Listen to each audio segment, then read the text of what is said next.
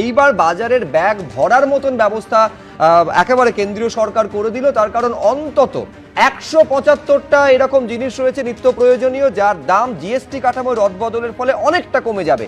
GST পুরোপুরি মকুব করা হচ্ছে ম্যাপ অর্থাৎ মানচিত্র, chart, globe, pencil, pastel, crayon, খাতা, নোটবুক এবং ইরেজারের ওপর। এছাড়াও চুলের তেল, মাথায় মাখার তেল, শ্যাম্পু, টুথপেস্ট, সাবান, টুথব্রাশ, শেভিং ক্রিম এর ওপরে আগে দিতে হতো 18%, সেটা 5% নেমে আসছে।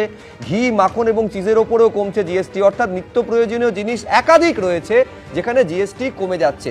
এবার ভোগ্য পণ্যের ওপর, যেটা মধ্যবিত্তের একটা স্বপ্ন থাকে, এসি মেশিন থাকে, টেলিভিশন থাকে, মনিটর থাকে, প্রজেক্টর থাকে, ডিশওয়াশিং মেশিন থাকে, এইগুলোতেও কিন্তু জিএসটি কমছে। পেট্রোল চালিত গাড়ি, হাইব্রিড এলপিজি, সিএনজি গাড়ির ক্ষেত্রেও জিএসটি কমছে, যেটা 28% ছিল এগুলোর ক্ষেত্রে কমে 18% হচ্ছে।